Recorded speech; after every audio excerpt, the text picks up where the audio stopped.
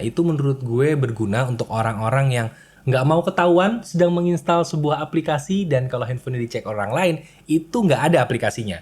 Mungkin ya beberapa aplikasi yang berbahaya gitu, ya nggak tahu ya, selera orang beda-beda. Tapi itu sekarang bisa diumpetin di sini.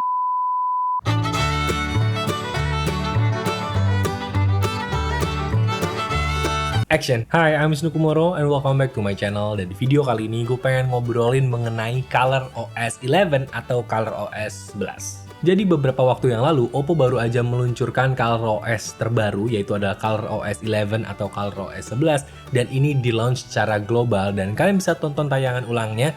Gue taruh linknya di deskripsi kalau kalian mau nonton lagi setelah nonton video ini. Dan dari peluncuran tersebut ada hal yang menarik, yaitu adalah penamaannya. Kenapa namanya ColorOS 11? Kenapa lengkapnya agak jauh dari ColorOS yang sebelumnya?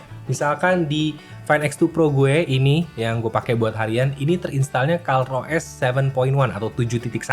Dan tiba-tiba berikutnya langsung loncat ke 11 atau 11. Kenapa bisa sejauh ini lompatnya? Hal ini untuk mencegah nantinya terjadi kebingungan. Misalkan Android 11 tapi ColorOS-nya 8. Jadi orang tuh kalau yang pakai ColorOS agak sulit mencari tahu sebenarnya secara langsung. Ini ColorOS gue ini sebenarnya basisnya Android 10 atau Android 11 atau nanti di masa depan misalkan Android 12 itu ya ColorOS-nya misalkan 9. Itu kan agak membingungkan ya. Jadi biar sama, biar simple, akhirnya ColorOS merubah menjadi ColorOS 11 berbasis Android 11. Dan saat ini statusnya ColorOS 11 ini adalah beta version yang artinya ini belum final release, belum benar-benar sempurna, masih banyak bug-nya, masih banyak ruang untuk improvement. Jadi kalau kalian nyobain si ColorOS 11 ini, memang mungkin akan ketemu 1-2 hal yang berbeda, improvement yang akan gue jelasin di video kali ini. Tapi juga ada bug-nya di satu sisi, kemudian juga nanti versi finalnya mungkin juga sedikit berbeda. Jadi harus dipahami kalau ini adalah versi beta. Dan juga ColorOS 11 ini adalah sebuah update yang artinya sebenarnya tidak merupakan hal yang benar-benar baru. Jadi kalau kalian berharap sesuatu yang benar-benar total berbeda, jelas tidak. Ini adalah sebuah update, sebuah peningkatan dan gue pakai 2 handphone menggunakan ColorOS yang berbeda. Di sini ada ColorOS 7.1 di Find X2 Pro gue. Kemudian juga ada Find X2 Pro satu lagi, ini menggunakan ColorOS 11. Dan gue akan menceritakan apa saja perbedaan antara 2 smartphone yang sama ini, tapi menggunakan ColorOS yang berbeda. Gue akan ceritakan kepada kalian apa sih perbedaannya, apa improvement yang sejauh ini ada di ColorOS 11 beta.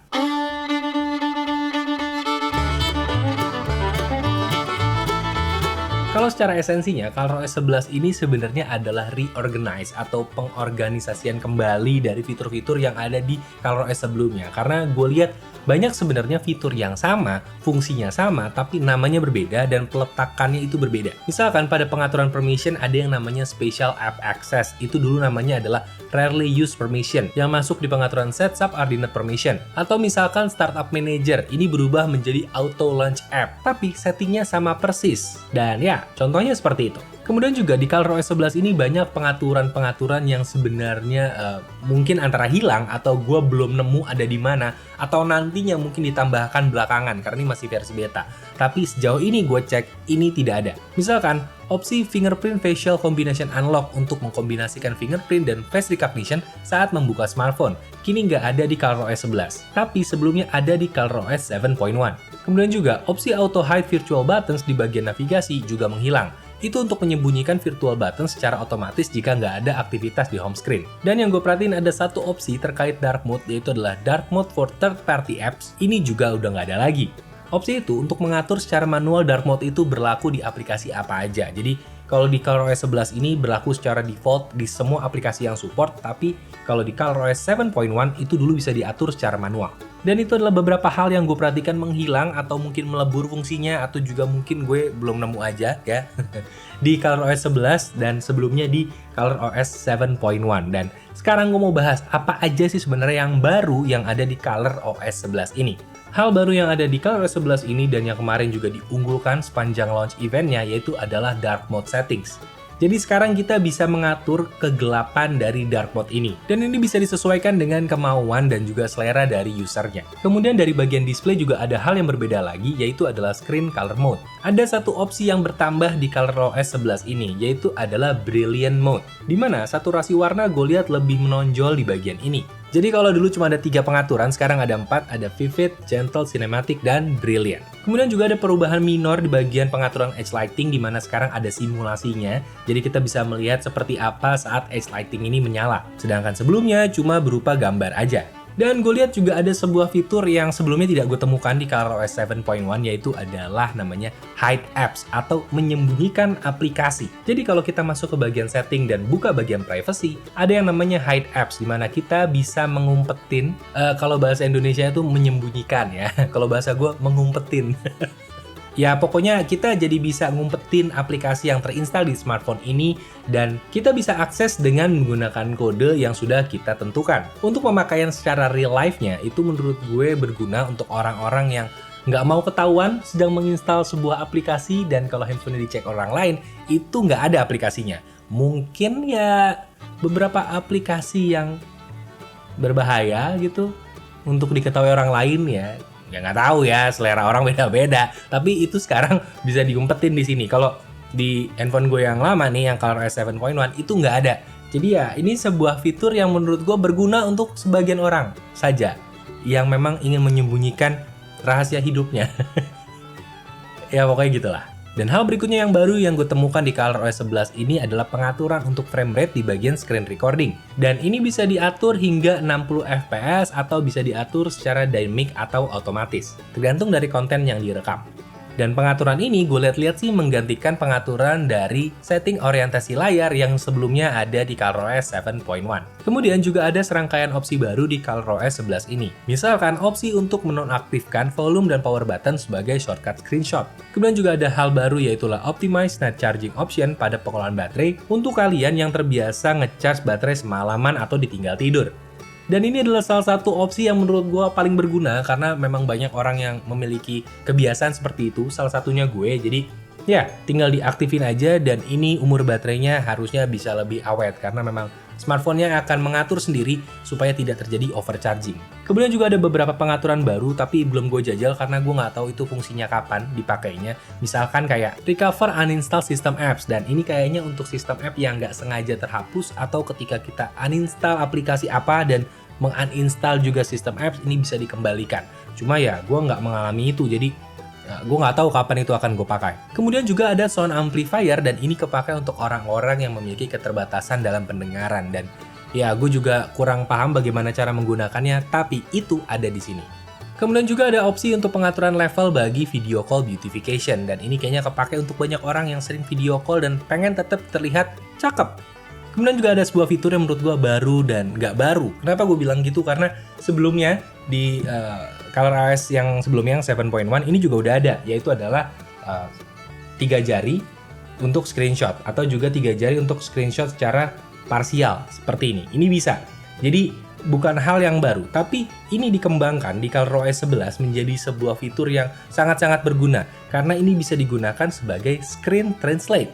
Jadi apa yang kalian screen capture itu bisa secara real time atau langsung ke translate menggunakan Google Lens. Jadi misalkan seperti ini, kalian melakukan selecting, ini gue mau yang bagian ini aja, gue screenshot gitu ya, sampai sini. Kemudian setelah kita udah screenshot, di sini ada menunya translate dan tinggal klik aja translate.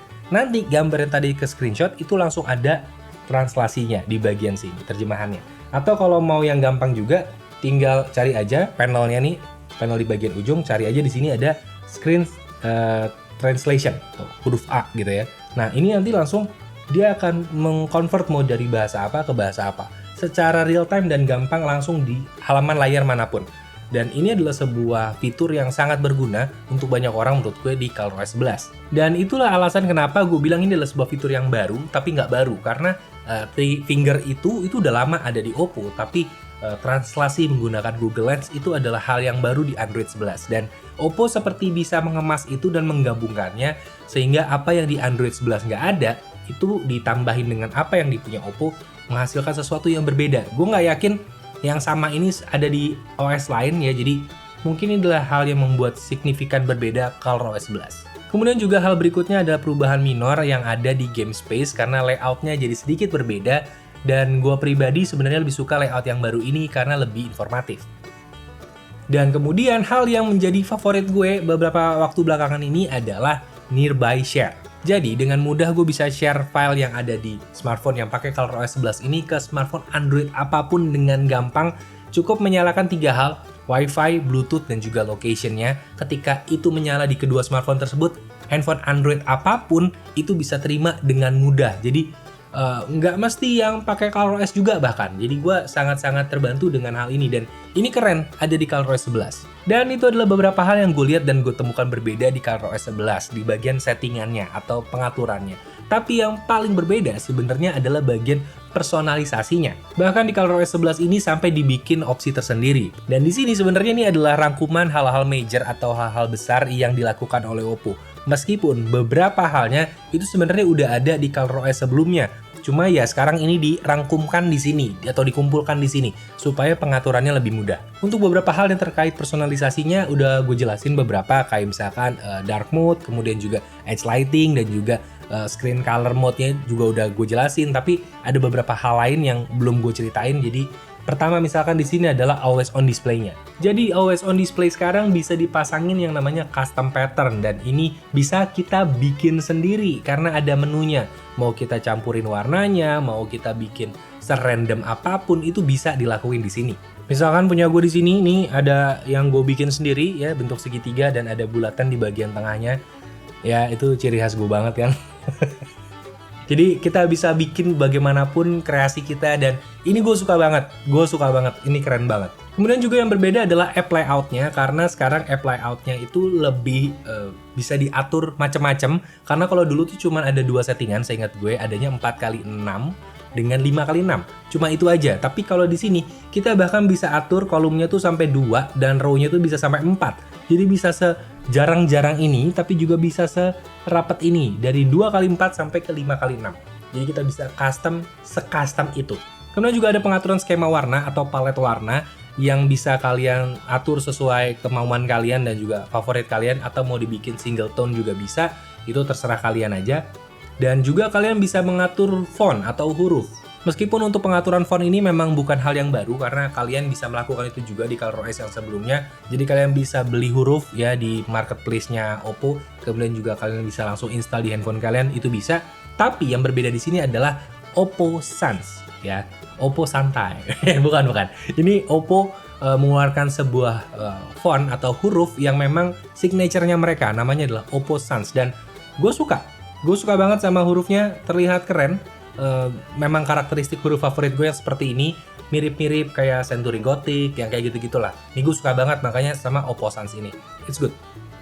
Dan kemudian ringtone maker. Di sini ada yang namanya ringtone maker dan kalau kita buka ini tampak seperti apa ya? Matrix jatuhnya. Ada kiri, kanan, atas, bawah dan juga ada temponya. Sebenarnya nih kalau kalian yang familiar sama musik, ini sebenarnya ya seperti drum machine yang ada filternya, jadi ada audio filternya. Secara teknologi bukan sesuatu hal yang baru, tapi ketika ini ditempel di sebuah smartphone dan untuk membuat ringtone, ini adalah hal yang baru dan gue suka banget sih. Jadi kalian tinggal pilih mau base dari audionya yang mana, kalian tinggal pilih, kemudian kalian pilih mau seperti apa filternya dan juga seberapa cepat temponya. Jadi ya bener-bener drum machine dan juga filternya sebenarnya. Ini adalah hal yang juga berbeda, customisasi yang menurut gue dalam banget dan butuh ide dan research yang mendalam juga untuk bisa menghasilkan ini. Jadi gue applause untuk ringtone maker-nya. Ini bagus banget idenya, keren.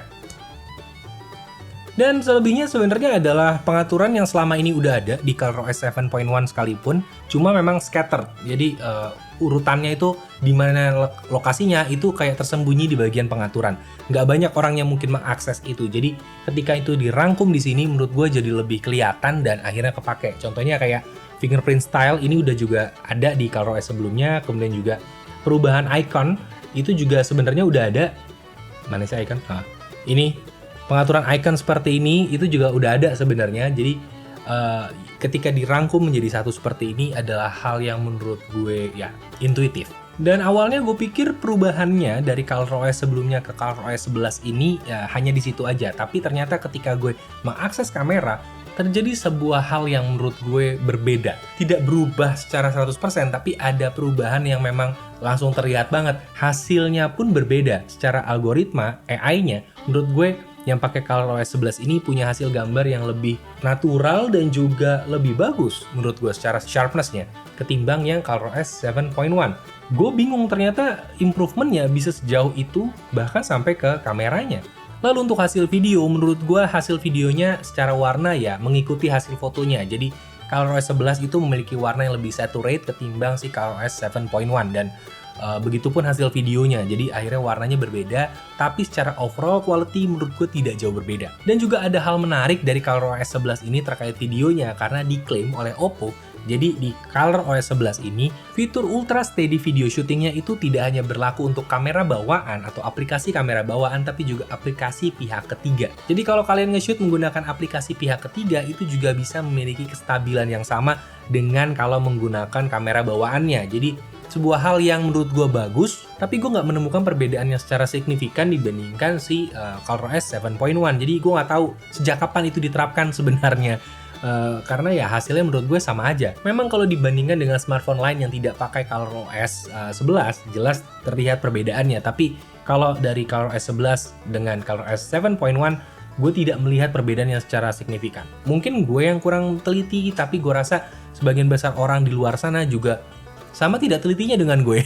Jadi ya, kita tidak melihat perbedaan yang cukup besar di bagian itu. Dan juga fitur keren yang ada di ColorOS 11 ini yaitu adalah expert video, atau kita bisa merekam video dengan pengaturan manual. Dan ini berguna untuk teman-teman yang lagi belajar filmmaking atau video shooting supaya lebih memahami komponen-komponen dalam perekaman video.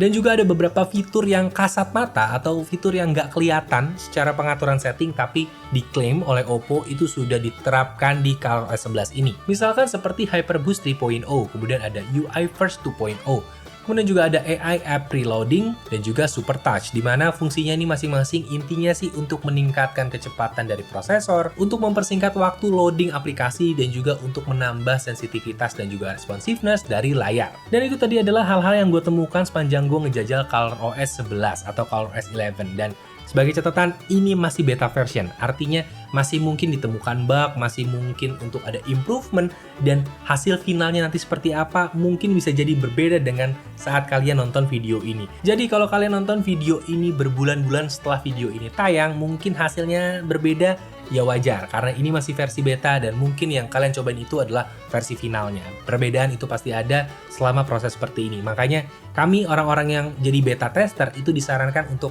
melaporkan kalau ada hal yang kurang, melaporkan kalau ada bug, dan juga melaporkan suggestion yang bisa dibikin di ColorOS ini. Dan kalian pun bisa menjadi beta tester sama seperti gue, karena ini udah dirilis untuk beberapa smartphone terlebih dahulu, terutama untuk serinya Find X2, kemudian nanti menyusul ada seri-seri berikutnya, dan untuk detailnya kalian bisa cek melalui link yang ada di deskripsi. But overall menurut gue ColorOS 11 ini adalah sebuah update yang menarik ya. Ini adalah peningkatan bisa gue bilang dari Oppo. Karena kalau kita lihat Oppo ini sebagai sebuah brand smartphone, ini adalah brand smartphone yang makin dewasa. Kenapa gue bilang gitu? Karena kalau kita lihat life cycle dari sebuah perusahaan teknologi, awal-awal mereka keluar pasti mereka akan mengunggulkan hardware. Kemudian semakin bertambah umur mereka akan mulai mengarah ke desain yang signature. Kemudian semakin tua mereka akan lagi berlanjut ke ekosistem dan juga hardware penunjang. Dan semakin dewasa akan masuk ke software, dan kemudian makin tua lagi itu akan mulai ke service atau layanan, dan juga ya subscription dan juga layanan yang jauh lebih long term lagi. Dan Oppo pun seperti itu, sudah tidak lagi hanya mengurusi hardware yang paling tinggi, tidak hanya ke bagian desain yang signature, tidak hanya untuk hardware penunjang yang jelas mereka miliki saat ini, tapi juga udah mulai fokus ke bagian software. Dan bukan gak mungkin ke depannya mereka akan mulai membuka untuk service, subscription, dan itu bersifat long term. Dan gue mengucapkan good luck buat Oppo, semoga progresnya ini bisa berlanjut dengan baik, dan juga Oppo belum lama ini berulang tahun, jadi gue ucapkan selamat ulang tahun.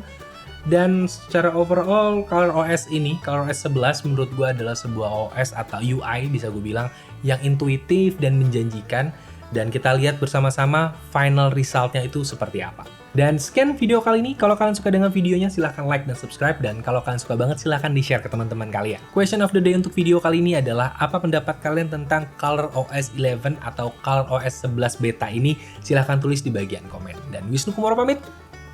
Dadah!